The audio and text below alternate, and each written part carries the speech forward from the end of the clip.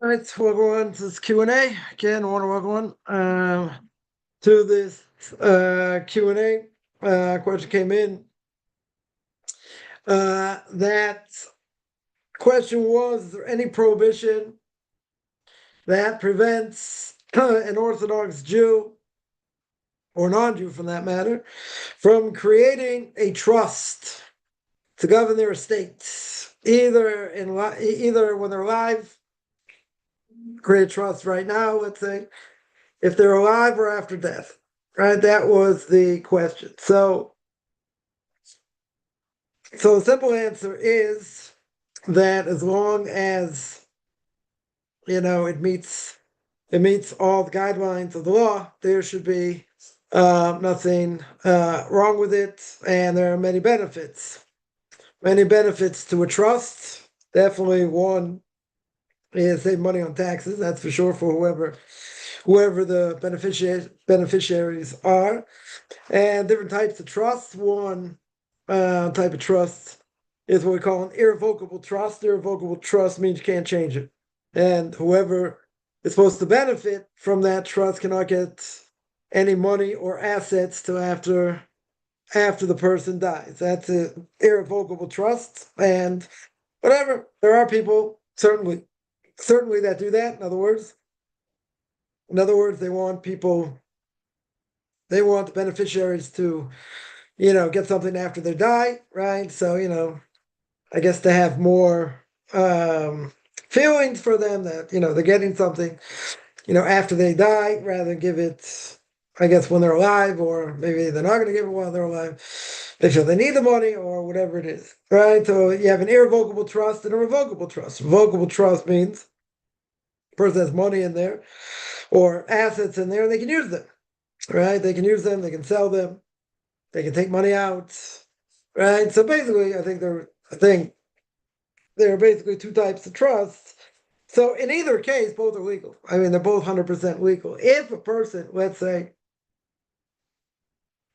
sets up a trust to do illegal things, money laundering, other things, right? And they set up trusts or LLCs, limited liable companies, or whatever, to hide money or things like that, that would be forbidden. But in general, certainly according to the law, an LLC, limited liability company, or setting up a trust should not pose any problems. Should not pose any problems, any legal problems, and certainly no problems, according to Torah. So there are basically two schools of thought on doing this. I mean, basically, it's a benefit, to save from taxes, which again is legal, right? That's exactly why, why people do it. They have, less of a tax burden, and that's fine, right? If it's legal, then it's not a problem with it. The problem is if it's illegal, or let's say. We've spoken about this before, but I'll just throw this out there.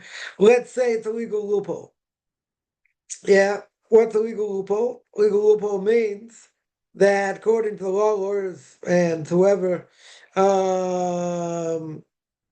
did not, sorry, they found a way around the law, and it's legal, right? It's actually a legal loophole, right? That's why they call it's legal, and that means that's permissible, right? 100%. 100% is permissible. Now, the question is, it's a loophole, right? It's a loophole in the law. So the theoretical question would be that even though it's legal, I mean, they call it a loophole for a reason, right? But it's legal, right? So the question is, if it's legal, do I say across the board, 100% it's legal, and therefore I can benefit from it?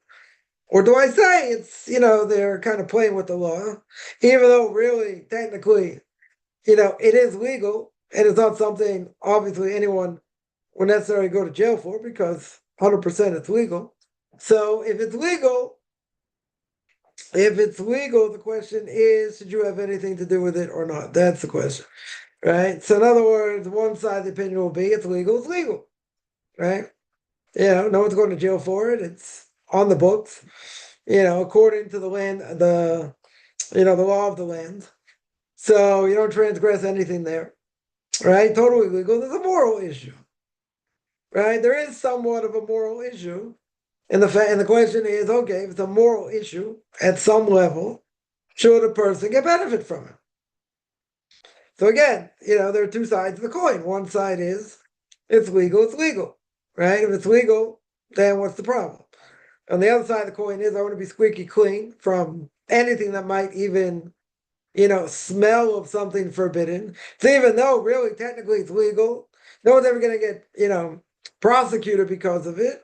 So they'll say, I still don't want to have anything to do with it, even though it's legal. Those are two sides of the coin, right? It's it's the question way of looking at it, meaning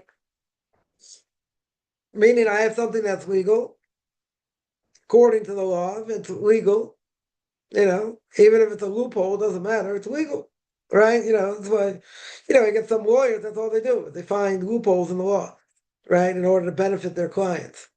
Now again, is that morally okay? So some would say 100%. It's okay. Why? Because according to the law of the land, it's okay, right? It's legal, right? That's why they call it a legal loophole. It's legal. So if it's legal, then I can do it. They don't have a problem with the law of the land. Others will say, lifting Meshuras Din, I'll go beyond the letter of the law. That really, even if it's legal, I'm not going to do it. I'm not going to do it. You're never going to get caught. There's really technically nothing wrong with it. So there's nothing wrong with it. Why not do it? You benefit, right? Or other people will benefit, right? What should be the problem? Some people will say, I don't want to do it, right? It just doesn't smell right. Okay. But according to the law, it's permissible. So if it's permissible according, right? If it's permissible according to the law, then what's the problem? So that gets into a bigger question, and that is, even if things technically are permissible, whatever it may be, let's say it's probably not the best way to do things. Maybe it's not the best way to conduct business. Let's say, even though, let's say, it's permissible. You're not defrauding anybody. You're not, you're not lying. You're not misrepresenting, so to speak. But, you have some cases where, as English would say it's dodgy. Doesn't look good, right? Definitely doesn't look good.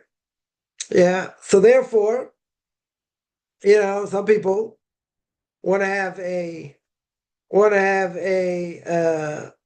squeaky clean reputation. So anything that is going to even come close to maybe being something forbidden, then a person's not going to do it. It's interesting. I was just learning this morning. Path of the Just, and he was saying to the gate of awareness, talking about acquiring awareness or carefulness, let's say. So he said, if you know something, in physical terms, if you know something is dangerous, or even somewhat dangerous, if you know something is somewhat dangerous, you're not going to do it, right? You don't want to take a risk, right? Makes sense. You don't want to take a risk. So you're saying, in spiritual terms, all the more so. In other words, you got to think. You got to think it's good for El, right? You got to think about your actions. You got to think about potential repercussions, for your actions. As we would always say, am I doing something that's good for me? And it's good for my relationship to God or not? Right? You got to think about everything you do. I mean, he made it very, very graphic. Every last thing you do. You got to think, right? You got to take a cheshbon. You got to take a self-accounting. Every last thing. What could happen? Is it a good thing? Is it not a good thing? Am I going to get closer to God doing it or not? Right? And he says in spiritual terms, Yeah, or let's say better. In physical terms, if it's something potentially dangerous, you'll stay away from it. 100%, you stay away from it because you won't take any chances. In spiritual terms, all the more so, right? You gotta take a self-accounting, right? You gotta, think at all times about what you're doing and what the repercussions are and all that. So therefore, he says, if you even have the slightest doubt whether it's going to be good for you or not, then you shouldn't do it, because then it's going to affect you in a negative way, right? He's telling you, right? He's telling you good practical advice, right? And that is anything that's going to come close to even smelling like something forbidden. You do not want that in your life. You do not want to act on it, because then what's going to happen is it'll have an effect. It'll have a negative effect, and that could spiral, right? So he says very clear. Every last thing I do, I got to think about what I do. I absolutely have to think about what I do. And every move we make should be calculated. Now, some things are out of our control, right? A lot of things out of our control. Yeah, and a lot of things that happened, could happen necessarily, we'll call it onus, something beyond my control. Okay, so even if it's beyond your control, you have to know, how are you going to react? What are you going to do? How's it going to affect me, positive or negative? Yeah, you always 100% have to be in control. Sometimes not so easy, right? Sometimes not so easy. But he's telling you, the Ramchal there is telling you, in Path of the Just, you got to be careful every second of every day. You got to be careful. Now, again, some things are not in your control. Okay, but you still have to be careful, right? And you got to think about, if you're doing something, what are potential repercussions, right? Is it going to affect me positively or negatively? Some things maybe are powerful. Some things we don't know. Some things we don't necessarily know how they're going to affect. But the Ramchal there says very clear: if I know there's potential danger, that's all I need to know. Potential danger. In physical terms, you stay away from it like the plague. You're not going to go near it, right? 100%, 100% you're not going to go near it. The fact that you're not going to go near it, why? It's dangerous. It could harm me in physical terms. So he said, if that's the case in physical terms, all the more so in spiritual terms. If I think it's a potential danger, I shouldn't do it. And if I'm not sure, you ask somebody, right? Before you do it. Because sometimes the person just says, well, what could be really so bad? What could be really so bad? But they don't think it through. They don't think about all the sides. First of all, we all have our own biases.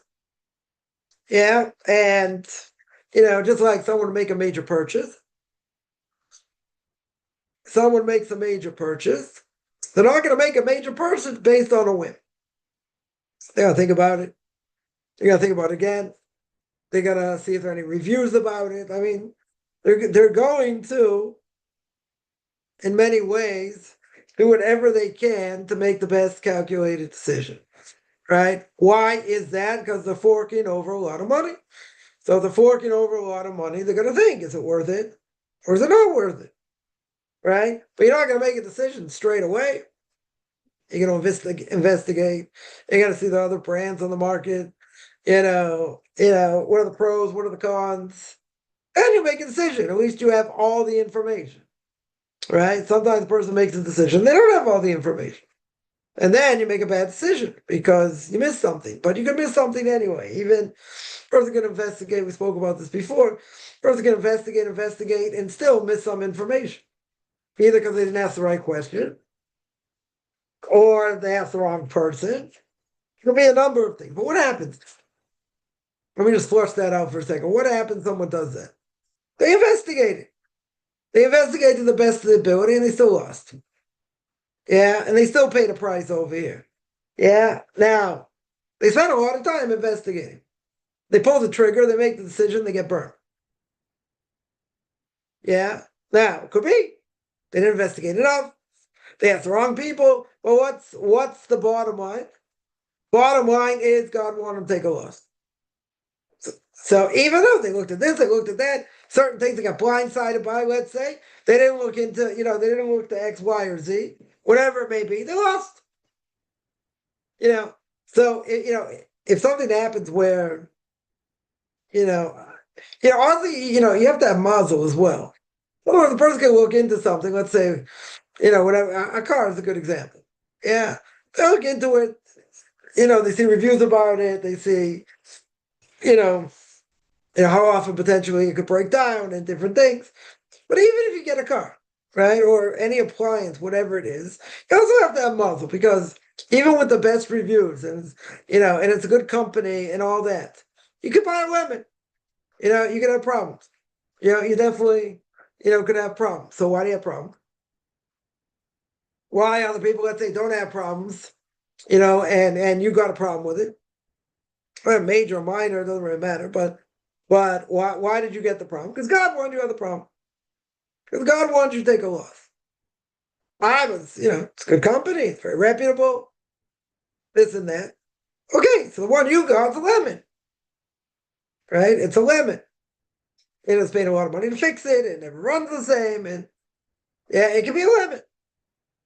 But what happened? Company name, reputation goes out the window. This thing doesn't work as well. It just doesn't. I'm not saying, it's a bad company. And once something goes wrong, like, you have these cars, a lot of them, not totally electric, but like they've got a lot of electric things in there. And they say if the electric, if something goes wrong, with electrical wiring there, the car's never the same.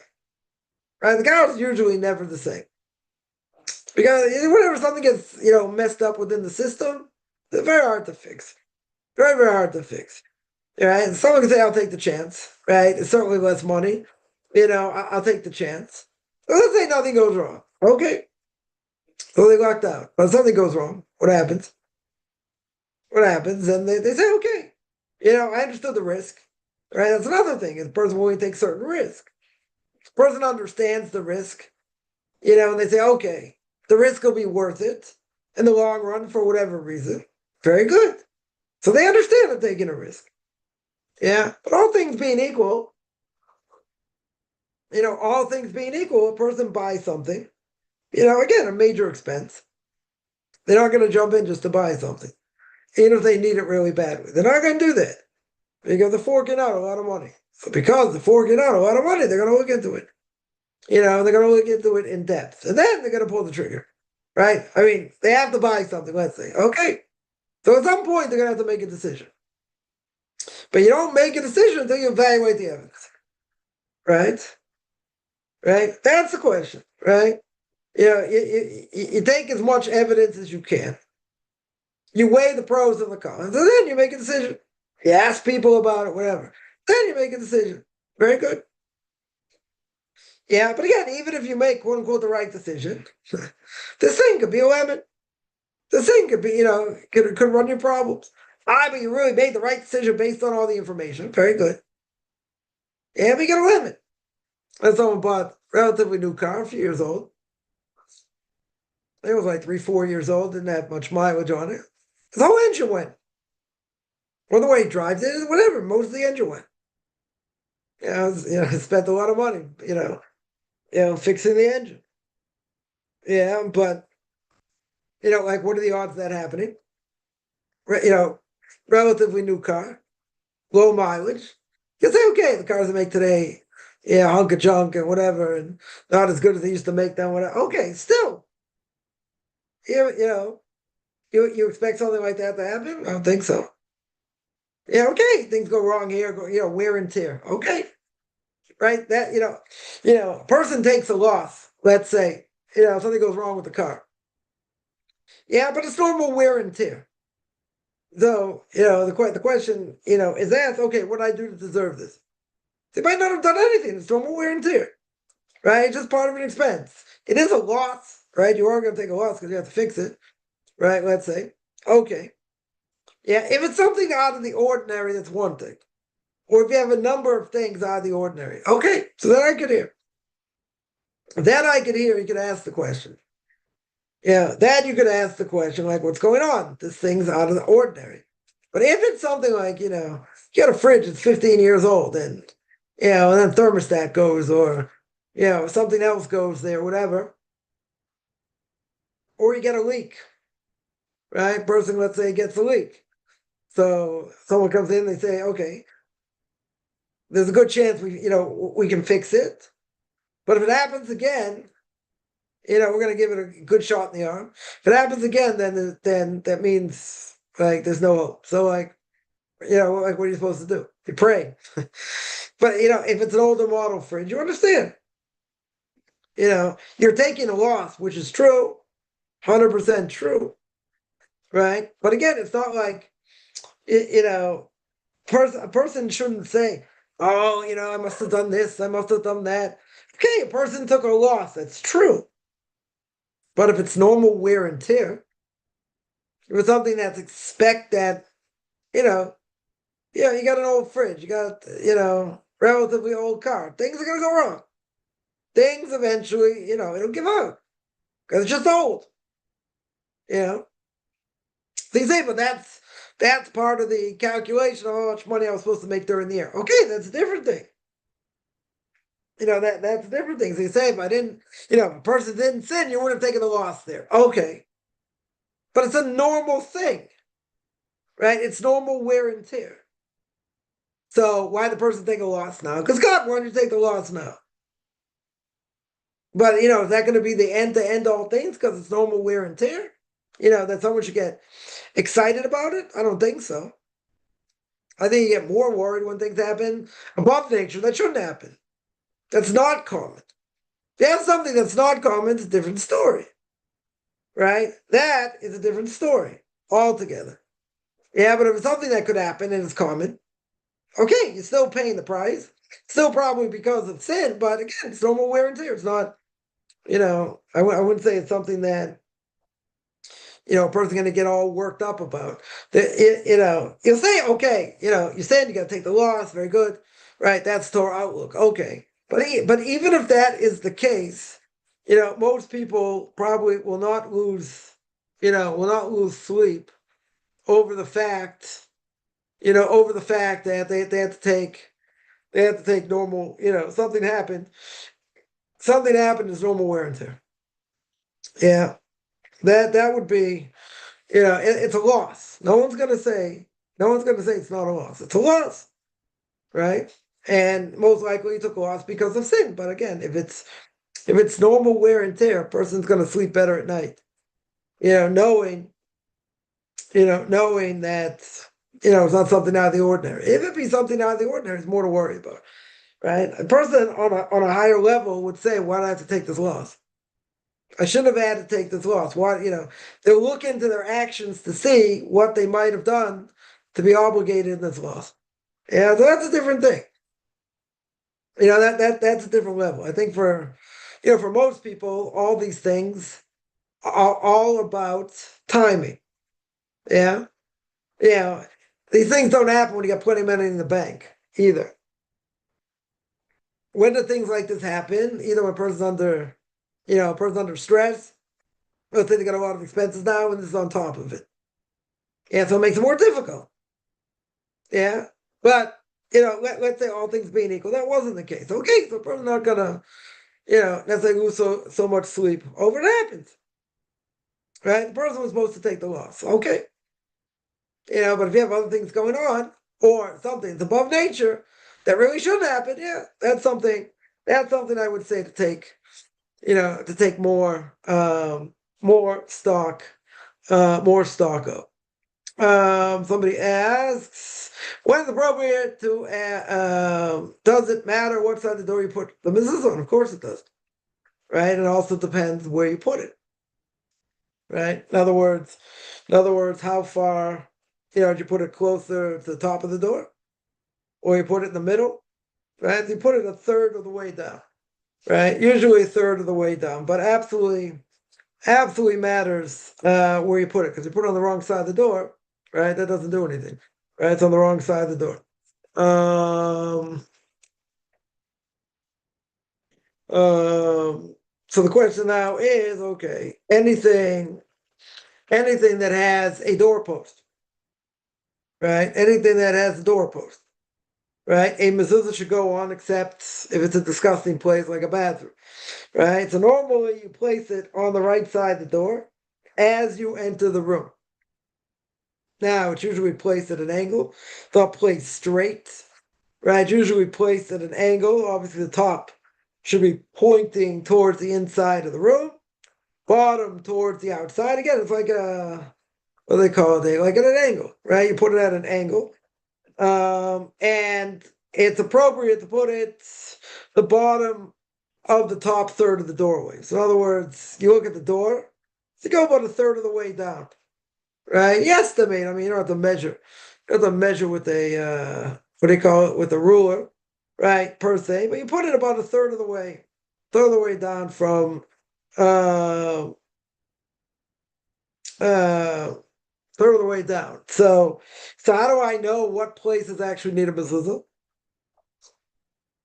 Right, it has to have a lintel, right? It's gotta have it has to look like a gate. It's gotta have a lintel, right, above it, and you have to identify which side's the right side, obviously, right? If you're entering, if you're entering the room, it's on the right side, right? And then again, you're gonna put it up there. Now, some people screw it in. Some people have what we call double-sided tape. Double-sided tape usually works. It's usually very strong, right? To put, first of all, you have to have a cover. You have to have obviously you have to have parchment, right? You have the parchment goes in. That's the most important thing, and that can cost, that's whatever. That's money. I mean, it could be $30, it could be $40, it could be more, right? But every doorpost in your house, again, except going in a disgusting place, let's say like the bathroom, right? You would not put a mezuzah, but every other place, you would put a mezuzah. So let's say you had a closet, walk-in closet, it's got a lintel on top, right? It's got a gate on top. Very good. So that would need a mezuzah. Now it could be you don't need to make a blessing putting it up there, but any other place like you're using the space in the place, to sleep, to live, yeah, then you need a mezuzah. If you have let's say you have a porch, and you have a door that goes out to the porch, yeah, or even like a sliding door, doesn't matter. You have a sliding door, yeah, sliding door that goes out for sure. You need a mezuzah there on the right side, right? For sure, you need a mezuzah, no question. So basically, it's any door like that. And now some people, they're in a building. Let's say they have an elevator. Some people put a mezuzah on an elevator, right? Because you are using the space in the elevator. It wouldn't make a blessing on it per se. Some, if they have a door, let's say by the sukkah, like a real door, let's say they have a gate. They have a gate going to the outside. Let's say they're on the ground floor and they have a gate going outside. Yeah, whatever, on the outside of the porch, right? So that would probably need a mezuzah, right? That would probably, if it's big enough, probably need a mezuzah. Not on the sukkah door. Sukkah door, you wouldn't. It's temporary.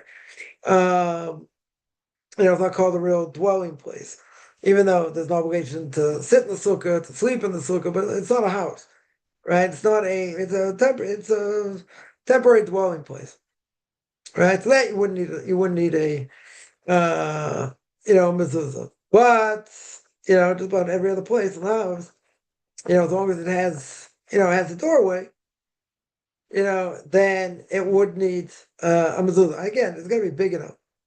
If you have, let's say, again, if you have a walk-in closet, yeah, but it's got like a doorway there. Yeah, so you need to put up a mezuzah there. So a person has a house, an apartment, you can end up putting up 6, 7, mezuzahs or more. So it's not just some people think, oh, I'll put it on the front of my door. Okay, that's good. right? That's definitely good, but the obligation is put on every door, not just the front door. Definitely on every door, that you would be obligated to do. Again, that can't be expensive, right? It can't be expensive, but I would tell people not to do it until after conversion. Yeah, mezuzah is something that, there are certain things non-Jews shouldn't do before conversion. That's one of them. That's one of them. Putting on tefillin is another. For a guy, shouldn't be wearing tefillin before conversion. Right before conversion, you learn how to put them on. That's one thing. But wearing them before conversion be forbidden. Since it's a guy could wear. Since it's a guy for sure could wear. Tefillin is a problem, major problem. It's definitely a major problem.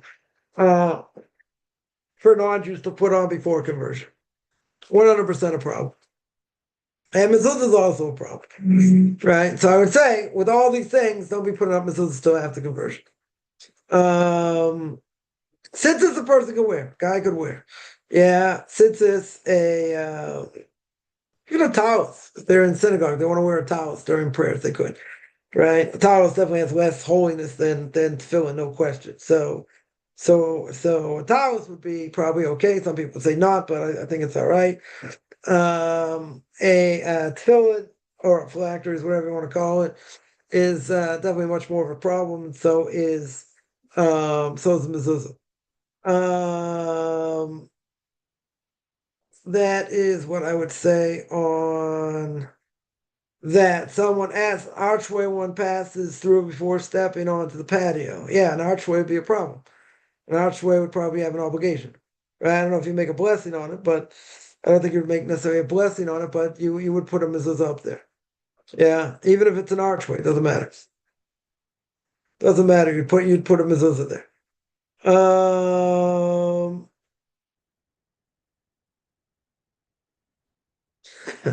Someone said they replied to mezuzah to my lintel and I got sick. Should I remove or return it? I mean, once they put it up, I wouldn't take it down. I definitely wouldn't take it down. There's a problem. There's a whole question also. What do you do? Every so often, every number of years, the person should have their mezuzahs checked, unless something like really bad happens, and you want to get them checked anyway afterwards. Okay, but what do you do? Yeah, for a Jew, obviously this applies to a Jew. What happens? What happens if you're checking mezuzahs? Yeah, if you're checking mezuzahs, that means your house is now. You took the mezuzahs out, right? Right, you took the mezuzahs out. Very good. So now you have no protection.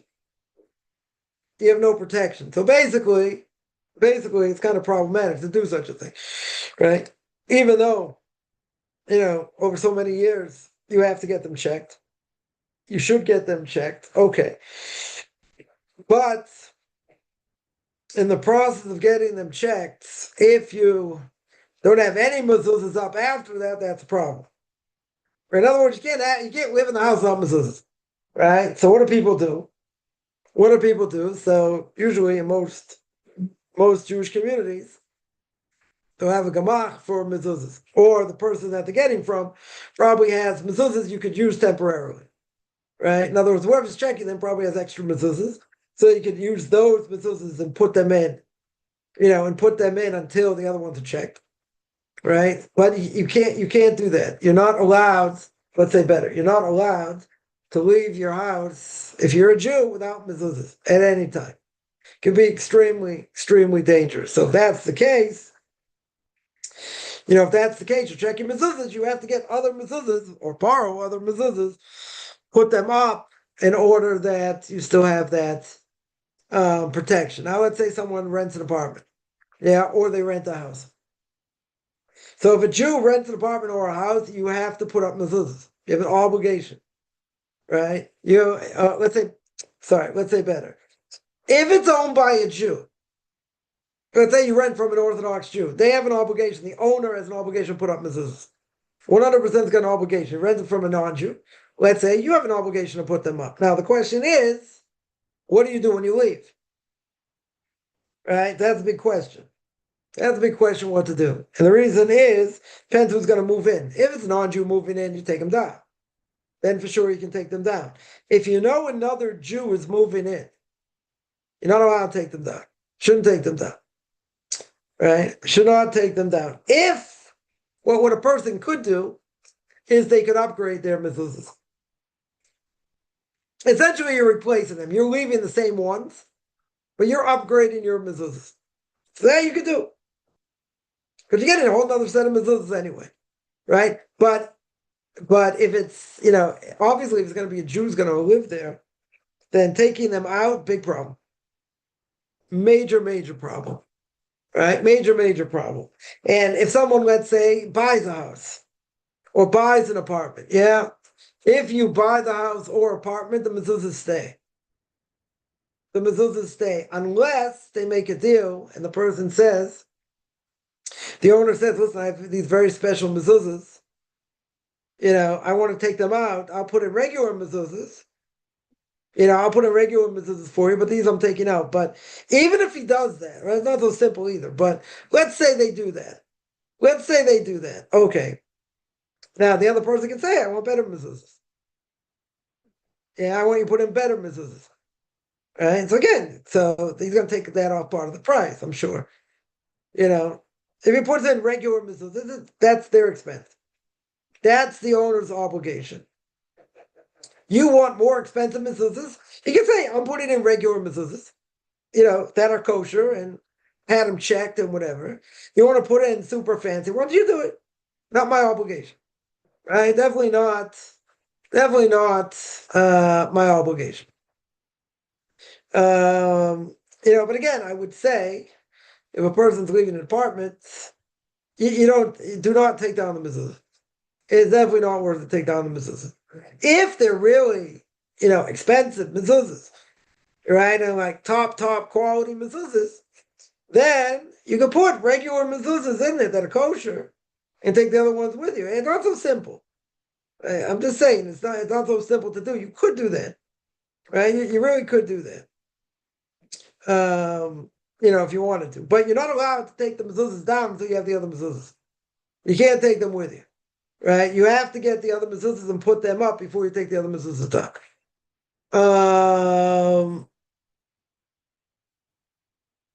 Now, interesting. So you put the mezuzah up.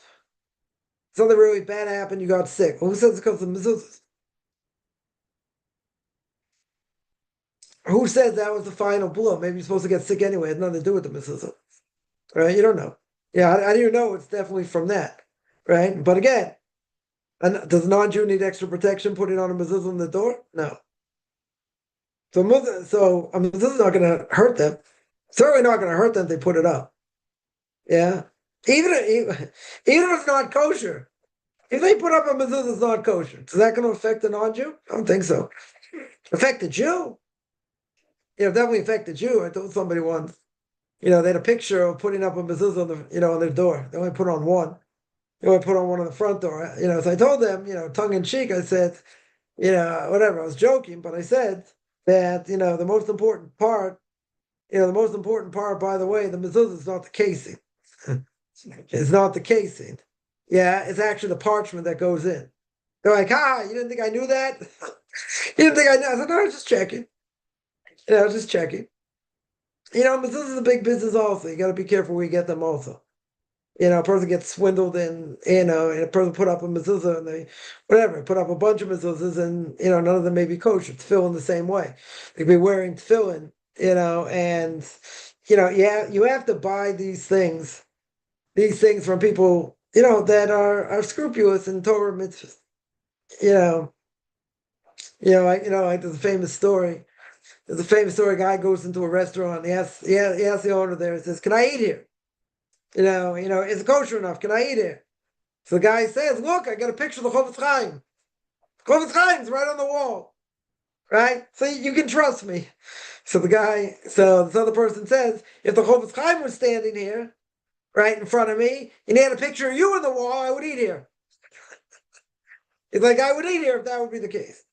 Yeah, meaning you got to go by, the person who's selling it. And there are unfortunately unscrupulous individuals, in this area. And these things cost money. They're not, it's not a small amount of money, over here. Tefillin can be expensive, but you want to go to a place that the person knows what they're doing. They absolutely know what they're doing, and they have a good, solid reputation. Because otherwise, unfortunately, they could sell things that, not so kosher. So that you got to be, um,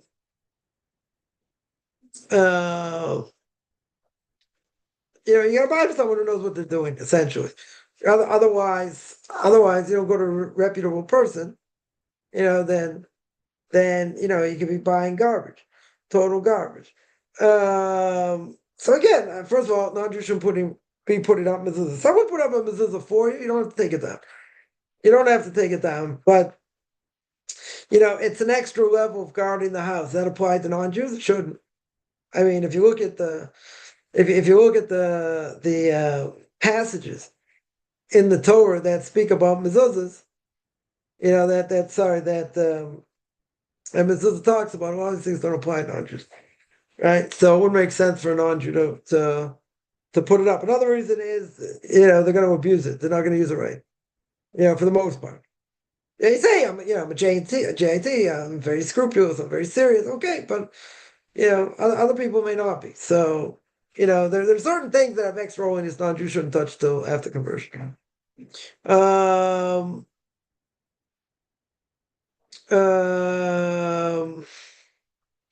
or how often someone asks to scroll the mezuzah and fill and check. Fill in once in 7 years. They should be checked. Yeah. Some people will check them every year. Get the fill and checked and out, right? Have extra holiness before the holiday. Before the holiday of Rosh Hashanah. But it's usually once in 7 years. Are mezuzahs the same? Good question. I don't know if it's the same. Not sure. If it's the same or not. So I just check.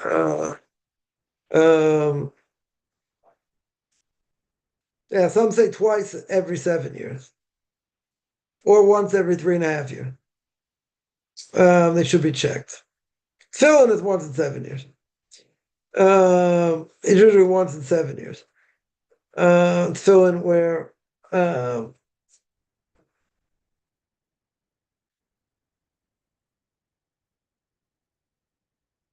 some say they should be checked on a yearly basis. Yeah. Interesting. You check them. I mean, tefillin. You check them. You check them on a need basis. If you need to.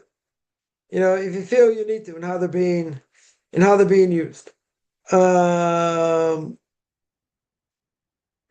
person feels like, let's say, if the word's tefillin, they sweat a lot or whatever, then yeah, maybe just check them more often than once every 7 years. Maybe check them every 2 years. Yeah, or something like that. Somebody asks, if you move, can you bring the mezuzahs with you? So that I answered. You can bring them as long as you have to leave mezuzahs on the door. If you know a non-Jew is going to move in there, you can take them. That's not a problem. If you know potentially a Jew is going to move there, then you should leave them. Then you should definitely leave them up. Definitely should leave them up. What prayer requirements for prayer for men be different when the temple is built? One lives in Israel, brings sacrifices appropriately. So, will they be the same? I mean, it's not going to change. Definitely not going to change. It could be the blessing, let's say, for restoration of Jerusalem. Would that be changed? Maybe that'll be changed, but there are many that say nothing will change. You bring sacrifices, true, but nothing else will change. Right? The prayers themselves will stay the same. Holidays will stay the same. Right? Even though it's brought down that the only holidays will never be abolished. once the Messiah comes, it's going to be Purim and um, was it Purim and Hanukkah? Or the one's going to be is Purim. Now, 1 second, I'm not sure. I think maybe it's only Purim.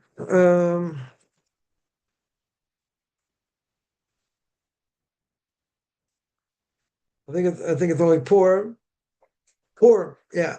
The only Purim that will never cease. I mean, listen, Yom Kippur you won't need because no one's going to sin. Everyone's going to have evil inclination is going to get destroyed. So no one's going to sin. You won't need judgment. I mean, there will be a final judgment, resurrection, but and the other holidays. I mean, according to some, nothing changes. According to the Rambam, nothing changes. So all the holidays will be the same. Right? The question about Yom Kippur: why would you need Yom Kippur? Right? Why would maybe the first year, maybe to atone for anything you might have done right before. Okay, but otherwise, after that, why would you need Yom Kippur? You shouldn't need Yom Kippur. That we shouldn't need Yom Kippur. Someone says, Rabbi Kaplan says, Amidah was composed of the last biblical prophets. Okay, that's true, right? Why do you think it's not true? It's the men of the Great Assembly, and part of the men of the Great Assembly, 120 men of the Great Assembly were prophets, right? So I always say, people complain, you say the same prayers over and over and over and over again. Very good. Yeah, I say different prayers, let's say on Shabbos and festivals and, whatever. So I say, a lot of them were constructed by the men of the Great Assembly, right? So my simple answer is some of the people of the Great Assembly, not only great rabbis, but prophets. Now, if a prophet will tell you to do something, I'm not going to question it. I can say that's an oversimplification. Okay. Yeah. But if they're going to tell you what to say and what to do, you're going to do it. That's what the prophets say. Right? So there were a number of prophets during that time. Yeah. So is that true? Yes, it's true. Do you want the Palestinians to be saved? Nope. Not interested. Yeah, if they want to be saved, let them be saved. Yeah. If they cause their own problems, they cause their own problems. So yeah, if you move, okay, answer that. Let me see other questions here. Um, 1 second. All right, you put mezuzah on a car door? No. You'd only put, in theory, there are people talk about this, but in theory, if you would live in your car, literally live in your car, you should have mezuzah on the door. Now, there's some people that drive a lot. Let's say, I don't know, they drive a ton. They say, yeah, I should probably have a mezuzah on the door, but you don't, right? If you lived in a car, if you had to live in a car, for whatever reason, you have to live in a car, you probably have to put a mezuzah on the door. But otherwise, no.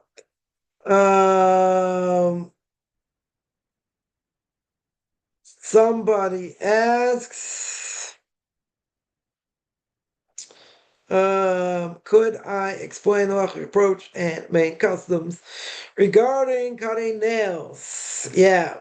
Cutting nails, the problem with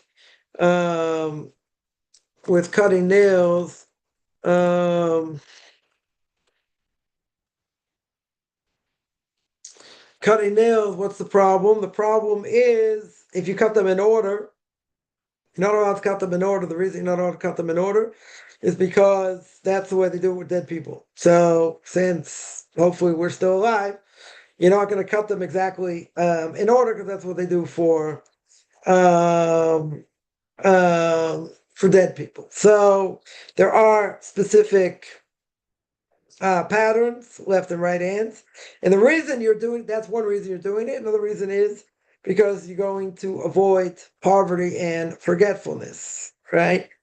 Some say it's because of that's what they do for a dead person, right? So the left hand, the order would be, right? Take out your left hand here, right? Your left hand would be ring finger, right? You got ring finger. Ring finger was the middle finger, I guess. Index finger, pinky, middle finger, final, and the thumb, right? So again, here, let me just put this up for everybody. So it would be ring finger first, then it would be index finger, index finger. Then after that, you have pinky, middle finger, and thumb. Pinky, middle finger, thumb. Yeah, that would be, the order. One second.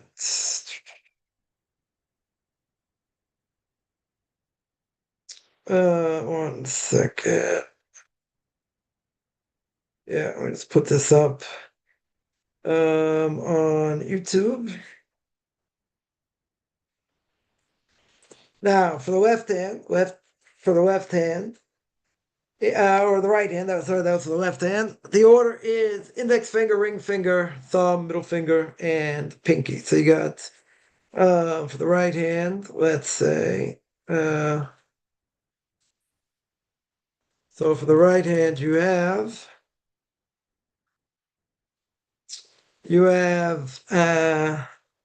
index finger, ring finger. Index finger, rings. Right. Ring finger. Then after that, what do I have? Thumb, middle finger, and pinky.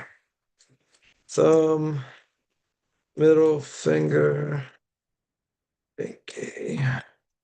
All right, that's the order for the right hand. And let's put this up on YouTube. Now the question also, what you do with them afterwards. What do you do with the nails afterward? Yeah, so basically,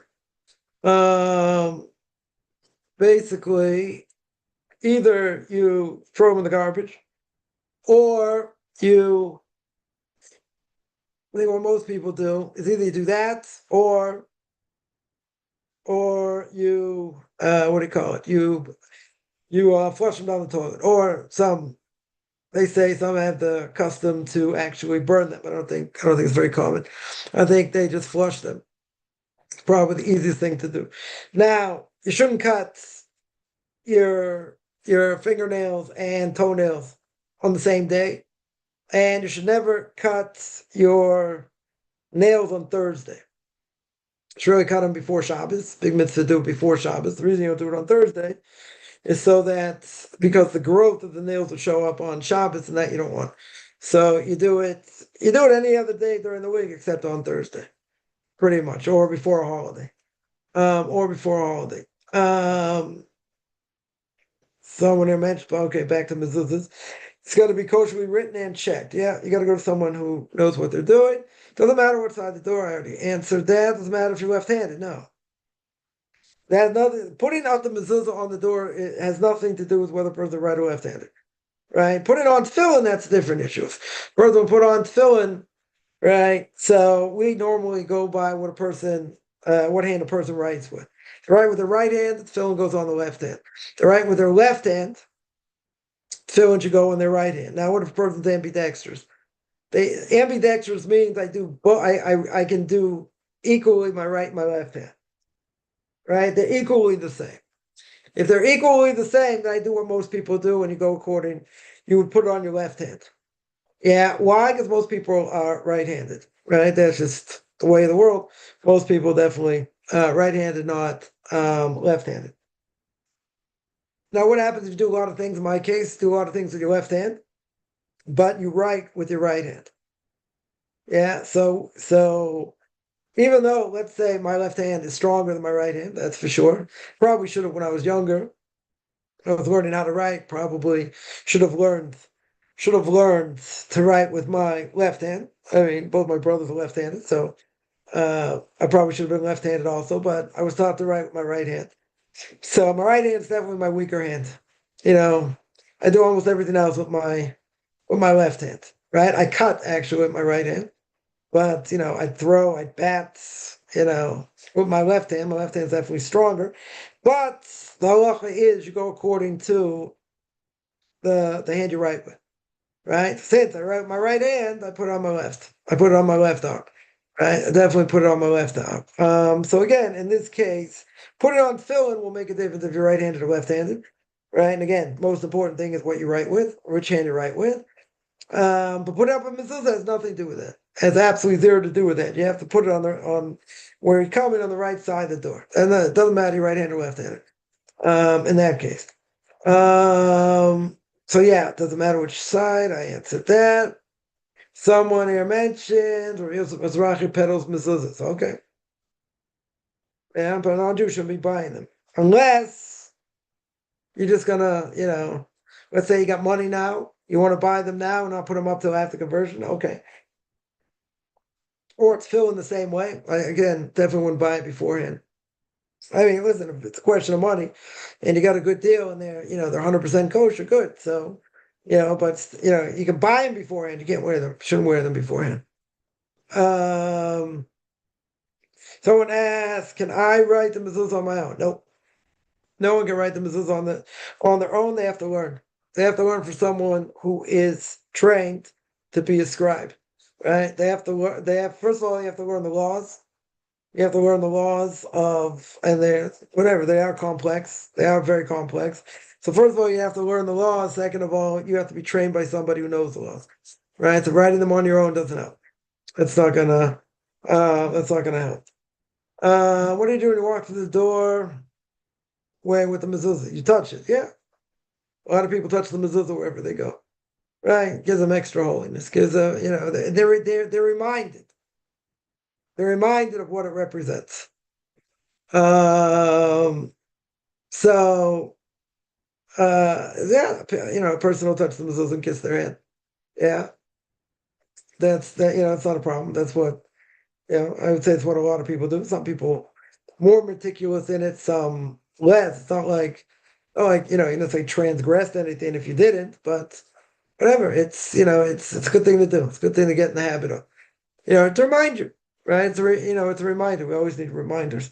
In serving God. Yeah, let me see other questions here. Someone here says, yeah, at the end of days, it's going to be Purim and Hanukkah. Okay, right. I heard Purim could be Hanukkah as well. According to the Rambam, seemingly every holiday is going to be there. Nothing's going to change, right? But I don't know. When we get there, we'll find out, I guess. Someone asks if non-Jews ask me questions about Judaism in a positive way. Am I, as JT, allowed to tell them? Why not? If you know the answer, tell them. Why shouldn't you tell them? Right? Now they ask me about non-kosher meats and not eating the hindquarters. Am I allowed to tell them? Yeah. Why not? Unless it's going to cause problems. Unless seemingly it's going to cause problems. Why would it be an issue? All right, you can tell them. Maybe they don't like the answer. Really? Can't eat pig? Yeah, Torah says you can't eat pig. Any byproduct of anything that's forbidden, right? You can't eat from it, right? Yeah, could it lead to negative discussion? It could. It's like, oh, that doesn't make sense. Mixing milk and meat, what's the problem? Yeah, could it get into a fiery discussion? It could. But if they ask you, I mean, you have to see why they're asking the question. If they're asking it because they're curious, they're just genuinely curious, so you can answer them. If you know the answer them. Right? There's not, it's not a problem. If they have an agenda, then you can't answer an agenda question. The answer to an agenda question is, oh, if I think, Torah discriminates against women, what's the answer? You say, oh. Or you say, okay. And I think it's a terrible thing what they do. Okay. They're not asking the question. Right? No, obviously they're asking it in a nasty way. Right? So I don't have to answer. Someone says, I think this. Okay, so think what you want. They didn't ask a question. But if someone would say, if I would ask you, what do you think about this? What would you say? Okay, that's a question. But you can't answer an agenda. Yeah, if they're asking because they want to know the answer and they're curious, answer them. If they're asking just to make fun of you, or whatever you say, they're going to make fun of you, you can change the subject, right? But you have to see how they're asking the question. Sometimes someone says, I travel, I might live in my car for a week or so. Hang it on the door, I think. If you're going to do that, if the person would do that, let's say, um, um, I would think you put it on the door. That's what, um,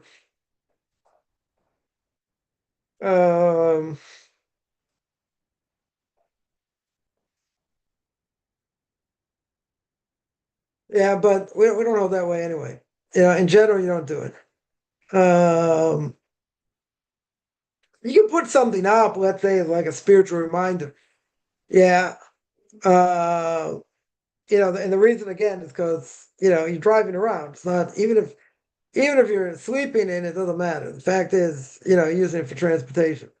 So yeah, if it's a spiritual reminder or something like that, you can attach a car mezuzah or a pendant, let's say, rearview mirror or something to remind you, but really, right, really, really, you don't have to, right? So I mean, yeah, there's really no such thing. I mean, you have decorative things. They make decorative mezuzahs for that. Okay, yeah. It'll be interesting. What about a RV or a caravan? That you live in it.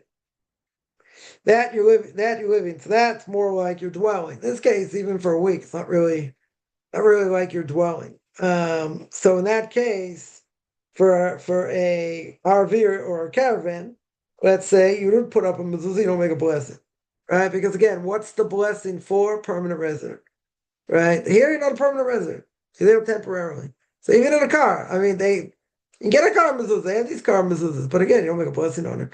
So it's not a traditional mezuzah in the normal sense. Um, why not eat the hind quarter? What's the problem? What's the problem? Sciatic nerve. That's the problem, right? Sciatic nerve, to take out the sciatic nerve, is called trabering.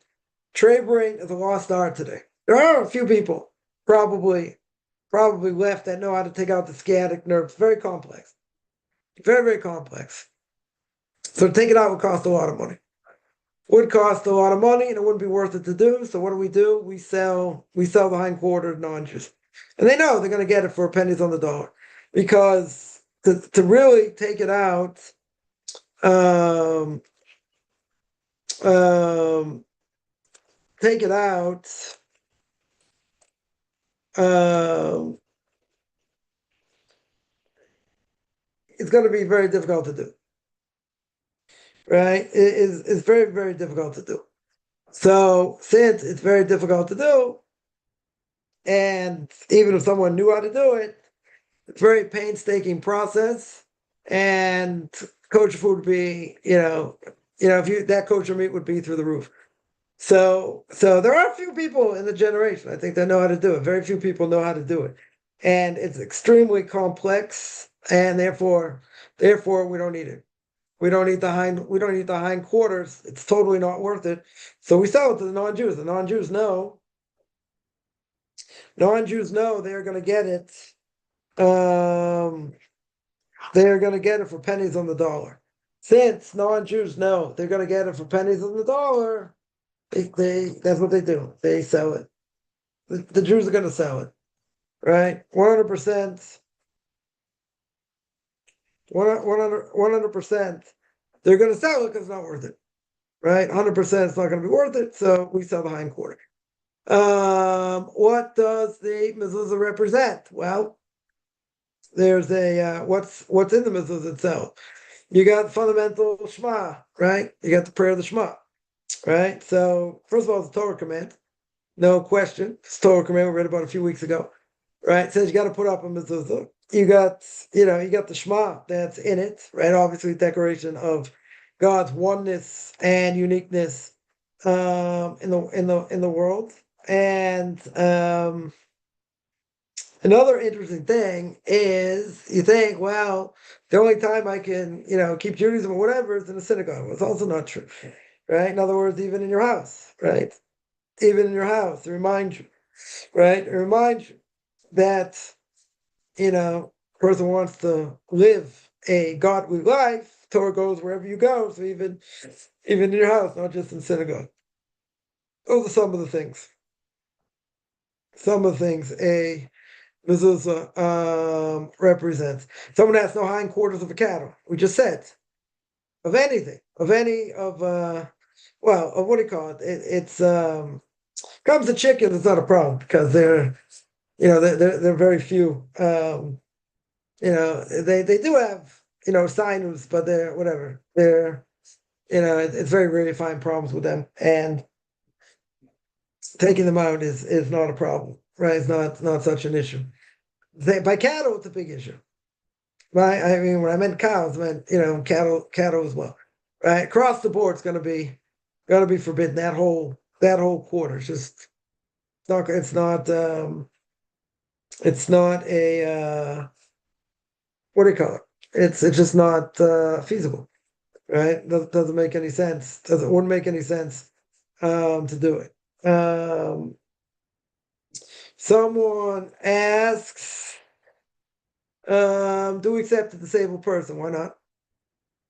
Yeah, you got to treat them obviously with proper respect and whatever. But they are going to be what do you call it? Limited. What they're obligated to do, obviously, because they are, let's say they're mentally challenged or physically challenged. Even if they're physically challenged, they have limitations, right? Are they accepted? I mean, why not? Why shouldn't they be accepted? Someone, somebody, let's say, later in life was disabled, got in a car accident, had a stroke. I don't know. I had a massive heart attack or something. And now there are a lot of things they can't do.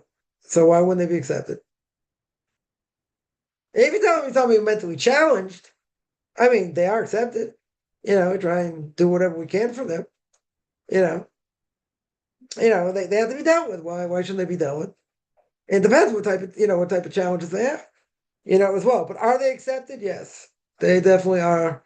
Except some people, I would just say, if they have a disabled child, or let's say a mentally challenged child, some of them will give up for adoption. Some people don't. I don't know. They don't want the stigma. They feel it's a stigma. They don't want it in their family. Yeah, some people will do that. I'm not saying everybody by any stretch, but there are people who do it. I know somebody that pretty much adopted a Down syndrome child for that reason. Parents felt they didn't want the child, too hard for them, and whatever. So this family took the child in and pretty much adopted them. Yeah. Now again, why they look at it as a stigma? I don't know.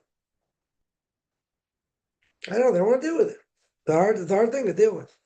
Going to the doctor all the time and what they're going to do in public and embarrass them. I don't know. Yeah, how could you give up a child even if that's the case? I don't know. There are people that would do it. Again, it depends what level of, it depends what level of, what level they're at. I know someone now that they have a few disabled, whatever, mentally challenged kids that, one's in a group home, so whatever's doing all right. One's doing better than that, and one is, how old is he? 14, 15? And this kid doesn't speak, and whatever, it's very hard taking care of this kid. And you put him in an institution. Yeah, just go to see him, whatever, but like it was just too much. It's very hard. Right? They didn't give up for adoption, right? But it was just too stressful, to deal with. So but there are people that would do that. That would give up their kid for adoption either because of stigma or they don't want to go through the hardship of taking care of it. There are people like that. I'm not here to judge, but I definitely know someone who did it. That a friend of mine adopted. Eventually adopted his child. They're part of the family. They see the birth parent. This person sees the birth parent. Yeah. I don't know exactly how often, whatever, they see them. They see them, but they're very high functioning Down syndrome. Okay.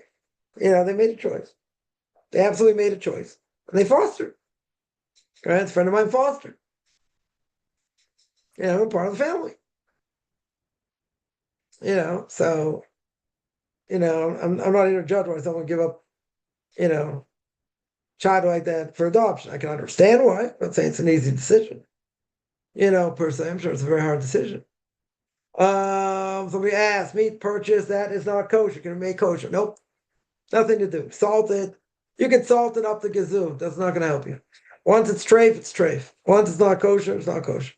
And nothing to do. It's not kosher, it's not kosher. Period.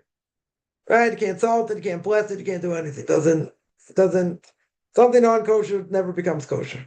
Right? If it's slaughtered not the right way, or drops dead of a heart attack or anything else, or it's got something inside where it's going to die within 12 months, makes it a treifa, what we call a treifa. You can't eat it. You can never eat it. No, it never becomes kosher. Right? It never becomes kosher. I always think we're obligated to protect those who mentally. Yeah, you're obligated to protect them. Yeah, that wasn't the question. Protecting them, that's obvious. You have an obligation to protect them. The question is how they view it. Are they accepted? Well, why wouldn't they be? They should be. I mean, they're human beings. They have issues. Okay, they have to be dealt with. But why? For sure, they have to be protected. They can't protect themselves. That's for sure. Yes, they have to be protected. Yeah, it's tremendous burden on the parents and the families, no question. Some people say it's the best thing that ever happened to our family, having such a child, having such a sibling. Okay. Yeah, it's not easy. I don't think it's easy by any stretch. But again, I'm not judging someone who would do that. I can understand. Yeah, I can understand. I had a friend of mine had a child without a brain stem. And they found out later I guess it was later in the pregnancy, they found out. And the question, should they abort it or not? I mean, it's kid's never going to function. Never going to function. Yeah. So whatever, they had the child. I don't know how long the child lived, 10 years, maybe a little bit more. Child never spoke, never walked, nothing. Nothing. Always smiling. That's what I remember. Always smiling, always happy. You know. So this friend of mine was very close to my Rabbi. My Rabbi told him to have the child. He told him to have the child, not to abort. So my Rabbi's got twin daughters. So my friend asked him, would you say that for both of your daughters? He said, one yes, one no. Says one, he felt that could handle it, whatever. He felt the other one wouldn't be able to handle it. So it depends on the situation. Depends on the situation. I mean, it's not a simple question there. Late abortion, not a simple question. You know, well, whatever. This child suffered. Tremendous parents suffered tremendously through this child. All kind of occupational therapy, other things, this, that. Couldn't do anything on their own. Nothing. Huge burden. Anyway, that was the answer they got. They're very happy they had the child and whatever, but that was a challenge. Definitely a challenge.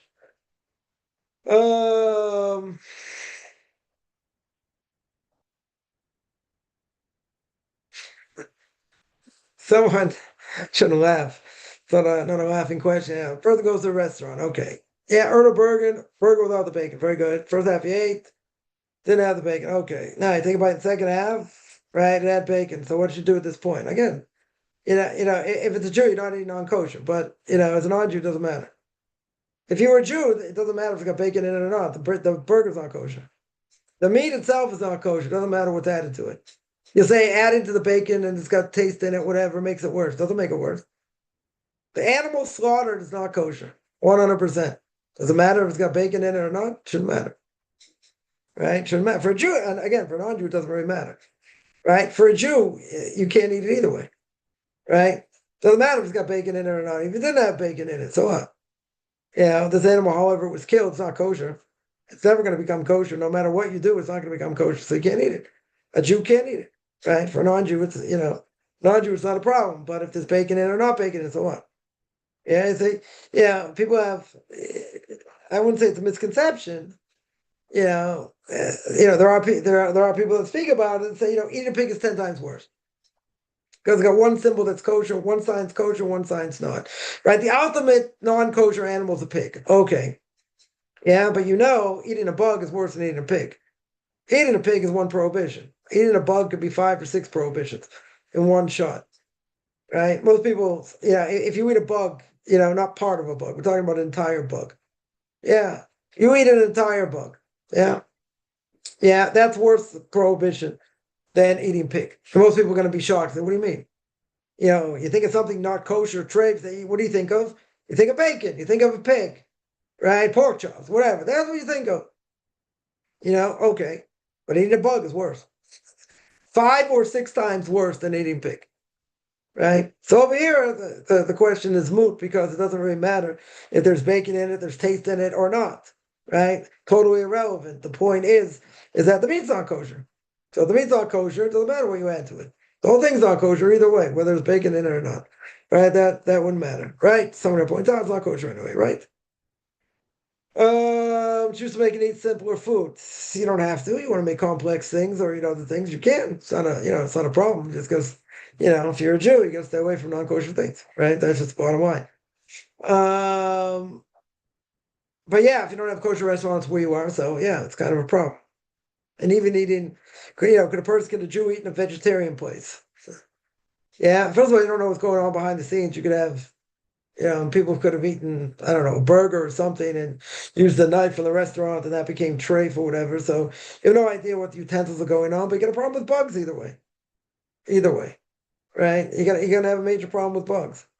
Even if quote unquote everything is vegetarian. Yeah, you'll most likely have a problem with bugs also. And that's what I just said, right? Any bit of lettuce can have millions of bugs, right? Um,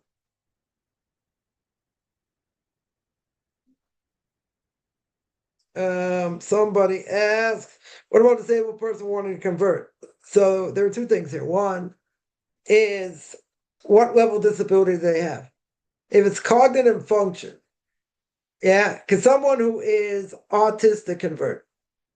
Depends what level they're at. Yeah, or someone who's mentally challenged. Yeah. Depends what level of mental challenge also. Yeah, so it depends. Depends on the case. But if someone's disabled, now the question is, if let's say it's a guy, let's say he's got cognitive function. Yeah, he's got to go pray. He's got to go pray with a minion. What does he do? How does he get there? You say maybe he's exempt because he can't get there. He can't walk there. Okay, certain things. Maybe he has to be in synagogue. He will in there. I don't know. Whatever it may be. Yeah, it depends on the situation, right? I'll just say in general, it depends on what level of handicap they have.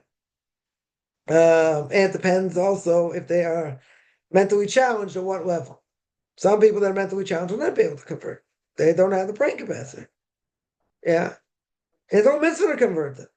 Well, what's the point of converting them if they've no, if their brain capacity is out the window, or it's significantly challenged? Let's say if it's significantly challenged, it's going to be a major problem to convert them. Yeah, can someone who is bipolar convert? Yeah, if they're under control, why not? Someone even schizophrenic, could they convert? If they're under control, why not? Yeah, they could have an episode here or there, okay, but I know some people with bipolar, they're in control. Yeah, they have a psychiatrist, they have a psychologist, they have whatever. They're under control. It depends. It depends what level where they're holding and what's going on with it. That I would say is a simple, answer. But there are disabilities that would not stop a person from converting. The only thing that would stop them from is if they have cognitive dysfunction. Yeah, they can't make blessings, they can't speak, they can't do other things. Yeah, that would stop them. Or if they're severely mentally challenged, it would also stop them. If you're born that way as a Jew, okay. So what level of obligation are you going to have? Not too much. You're not going to have very many obligations, whatever they can do. But you can't expect somebody's got, that has got the IQ of a 5-year-old. You can't expect what they're going to be able to do. Doesn't mean they don't have to try and be educated. You can't, it doesn't say, well, you just throw your hands up and give them nothing. You got to try and educate them the best way possible, at their level to understand what they need to do. Okay. Yeah, but someone coming in the fold, why would you do that? It wouldn't make any sense to do that. They can't accept it upon themselves because they don't know what it is. They don't have the brain capacity. If it's just a physical disability, I don't know why that necessarily would be a problem. Some things obviously, they have to get to synagogue too. If they can't get to, they can't get to. Okay. Question is going to be a benefit for this person to convert if if they have certain disabilities. That's the question. So it depends. It would depend on a lot of different factors, right? It definitely depend on a lot of different things. One of them obviously is going to be where their mental health state is. Or they could be, disabled, but their mental health state is good, right? Brain capacity is fine. It's not compromised. Or you could have somebody that say is less disabled, but they have other issues. Yeah, they could have major brain issues. So, it depends, right? It depends what it is. Someone asks Orthodox Jews sometimes angry with God or other Jews. Go ask them. That's not a question I'm going to answer. Are there some people? You want to know? Are there some Jews angry with God? Yes, and there are some that aren't. So, what's the question? It's their issue. It's their issue. Yeah, they want to be angry at God for whatever reason. It's their choice, right? Everyone makes a choice, right? Could they get angry at God? They could. Not right, but could they? And it's possible. I think that's definitely possible. Yeah. Are other Jews? I'm sure other Jews are. Yeah, I'm sure. Because even if they do believe in God, which I don't believe, but let's say, when something bad happens to a loved one, they'll throw out, oh, where's God now? What's God doing for me now? And they'll go far away. But they don't have Torah mitzvahs. They don't know how to look at it anyway. So it's kind of an irrelevant point. If you want to ask me, are Orthodox Jews, are there some Orthodox Jews angry at God? It could be. I'm not going to say they're necessarily Orthodox, right? You have hardship. Everybody has hardship. Everybody has hardship. Yeah. Being angry at God means you lack emunah. That's what it means. But you have hardship. I'm not here to judge. Everyone has hardship. Can I blame someone, few Holocaust survivors still alive? Can I blame them if they were religious before and they're not religious now? The end of their life or their whole life they weren't religious? Can't blame them. Do they have a right to be angry at God? It's their choice. Look what they went through. Not here to judge that. Look what they went through. The true ones that have unbelievable faith and belief in God, the ones that survived, obviously, right? But if they survived, they see the miracles. That's a huge level. But again, could they be angry? I definitely understand why. Why they have to see their family killed in front of them. I get it. I get it. And yeah, a person go through terrible hardship and they say, I'm not going to pray to God. I'm not going to give them this. I'm not going to do that. People go up and down. Could that happen? Sure, it could happen. 100% it could happen. And at a certain level or a very base level, it's not a lack of emunah. It's a lack of emunah. I'm not saying they don't go through hardship. Yeah. But yeah, you have to see the bigger picture also. And sometimes it's hard to see the bigger picture. It's people struggle with this. Okay. Yeah, but it is a lack of emunah in a certain way. For sure. One second. Let me see the follow up to that. Um,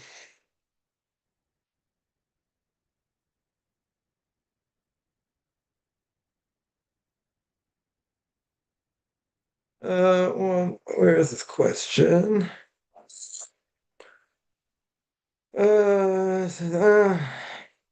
Are there Torah tools how to deal with anger? There are a lot of Torah tools to deal with anger. Yeah, learning Musar is one of them. Understand, learn Chovos Halevavos. Go through it cover to cover, like 1,000 times. If you understand everything, is coming from God, you have nothing to be angry about. You have zero to be angry about because God's dictating. So if God's dictating, you can say, but it's so hard and this, that. Okay, so what do I learn from it? How do I become better from it? Doesn't mean it's easy, but yeah, there are techniques for sure. What if someone develops mental problems during conversion? So they do. What do you want? Because they find it's too hard and too much pressure. Okay. So if they crack under pressure, what's supposed to be? It could be they weren't meant to convert. That's what it means. Yeah, it's going to be a hard pressure. It's going to be a lot of pressure. True. 100% true. Only the few are going to survive. Could a person crack because it's just too hard? Yeah. Or we're looking for the cream of the crop. Yeah. I mean, it'd be very easy to say that they develop mental health issues because of conversion. Well, I don't believe that's the case. They probably had mental health issues before that just made it worse. Now it's coming to the forefront, but it made it worse. No one's going to develop only mental health issues from this. You think there's a lot of pressure, there's anxiety, a person has anxiety, other things. There had to be a base for it at the beginning. A person had to be susceptible to anxiety and other things, before they came into the conversion process. It didn't just happen in a vacuum. Nothing happens in a vacuum. Nothing happens for no reason, right? So, I'm not going to believe that claim. Say, oh, look, they got mental health issues because of all the pressure and this and that. They had health issues. They had mental health issues before. Yeah, it didn't happen. Person wasn't like walking down the street and everything's good, and then they're singing Kumbaya and playing the guitar and whatever. They have issues. Everybody has issues. I'm not saying not. Yeah, but there had to be some underlying issues. And this made it worse. Okay, that I might agree. Maybe it made it worse. Caused more pressure. Caused more anxiety. Okay, does that mean there was never any anxiety? Can't say that. Right? That's impossible to say. There was already anxiety. Person was already susceptible to anxiety before. And this triggered it more. Okay. But it didn't happen by itself. I find that very hard to believe. Very, very hard to believe. Yeah, let me take other questions here. One second. Women with families have huge store responsibilities. That's true. Right? But they have obligations to keep kosher and do other things. And yeah, it's true. Yeah, they just try and pray, have their own connection to God as well. But you're right. Huge responsibility. It's true. Yeah, let me see other questions here. Is it better to eat solely pigs at this point? It's less than a million transgressions. In theory, but again, none of these things affect a non-Jew either way, so it doesn't matter. Right? Never forget that point. A non-Jew doesn't keep kosher, does not affect them. Eating bugs, eating pig does not affect them. So it doesn't affect them, it's not a problem. So eat all the bugs you want, what's the problem? Doesn't affect you. Yeah. It's like eating a placebo, it doesn't affect. Someone says no, they can develop mental health issues converting. Yeah, listen, it's a hard process. People can break from it. People can have a very hard time because there's a lot of pressure. I get it. It is true. In rejection and not being part of a community and not people accepting you and family not accepting you, being rejected all over the place. Yeah, it gives a person a complex. I get it. It makes it harder. Definitely makes it harder. Yeah, it doesn't make it impossible. It makes it harder.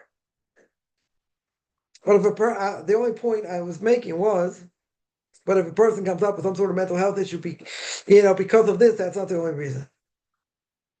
They already had underlying things before. It has nothing to do with conversion. It's made it worse, right? But then, let's say a person had OCD. You have to get OCD when, they're worried they didn't, obsessive compulsive disorder, right? They wash their hands 100 times, maybe they didn't do it right, the first time, right? Or, maybe I don't feel the mitzvah the right way. And, they're always constantly redoing things and redoing things. It didn't start by conversion. 100% they had this before. And that's, I have no doubt about. It didn't just start because of all these things we have to do. It was already there. They already had issues with it before. Now, now it just got compounded in a different way, right? And now it just like went overboard, and this way. Okay, but doesn't mean it never existed before, right? For the Rambam, I have exercise suggestions. I certainly had sleeping suggestions, no question. And how to eat, exercise, probably. Probably have to look into that. Bugs carry parasites. Parasites carry viruses. Okay. But again, so you're talking in physical terms. I'm talking in spiritual terms. In spiritual terms, these things don't affect the person.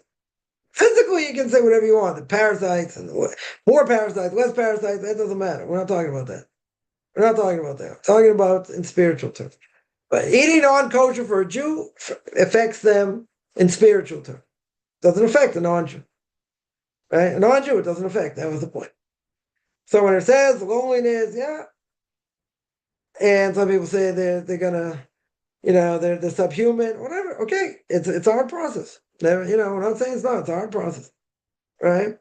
It's definitely a hard process.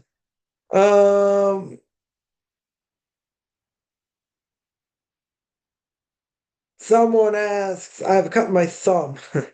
Need to keep it dry to heat. So how could you ritually wash my hands? You can wash around it if possible. If you can't, then you can't.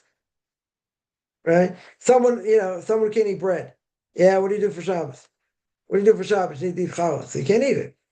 So you have to make other blessings, but you can't eat it, so you can't eat it, you can't eat it. If you can't wash, you can't wash. Yeah, so you don't do it. Someone asks, what do I personally think of the Karaites? What I personally think is, I don't think Karaites have done anything in the world. I don't care if there are 50,000 of them. That's the quote. There are 50,000 Karaites in the world. So where are they? What are they doing? What are the greatest things they've done in the last 10 years? They pretty much have disappeared from the face of the map. Yeah. So if you would tell me that it works, they pass it down to the next generation and whatever, okay, but we don't know by the Karaites. They go against the rabbis, mitzvah to listen to the rabbis. They went against the rabbis, they disappeared, like anybody else. Any of these other fringe groups, they all disappeared.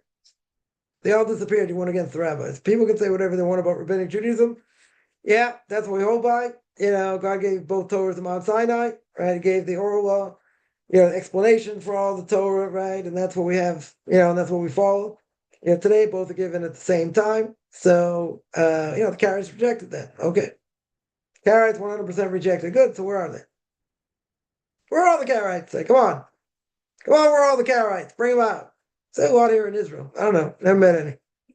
Yeah, but I'm sure they're around. I mean, 50,000, I think it's like, a pretty big number, but still, they're out of mind, out of sight. So you want to ask me what I personally think? They're wrong. They're wrong. They can't pass down the next generation. They basically disappeared. Right? That's what I would say. Any other questions? Are things like schizophrenia actually some sort of jinn parasite? I don't know. I don't know they're jinn parasite or not, but it's whatever. It's some sort of mental health disease. I don't know, something has to do with chemical imbalance also. Yeah, I don't know if it's to do with parasites or not. Karaite, what is a Karaite? Someone doesn't believe in authorship of rabbinic Judaism. They only believe in the literal interpretation of the Torah. That's what Karaites believe. Right? They only believe in literal interpretation of the Torah.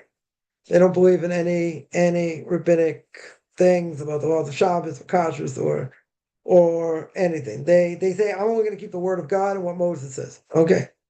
That's what they believe. Jewish women are supposed to cook, and does the husband do so too? If the husband wants to, again, why not? What's the problem? Right? What's the problem?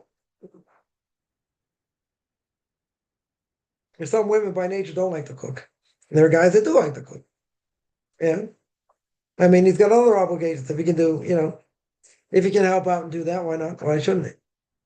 Yeah, not necessarily his responsibility, but why shouldn't he do it if he can? Someone says,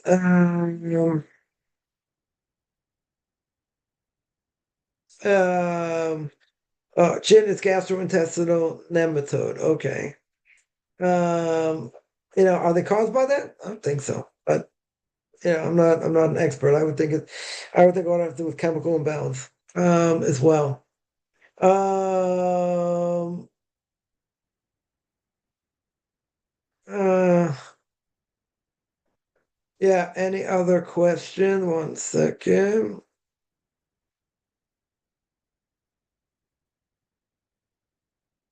But the husband doesn't like to cook. Okay. That's the wife's department. Yeah. It's one of the things she's obligated to do. Yeah. If she doesn't like to cook. Yeah, what if she doesn't like to cook? Okay, so they have to make out some sort of deal. What's gonna be. Yeah, but in general, that's her department. If he doesn't like to cook, okay, then listen, certain things he's got to do, certain things she has to do. So she has to take care of his needs also. Any other questions?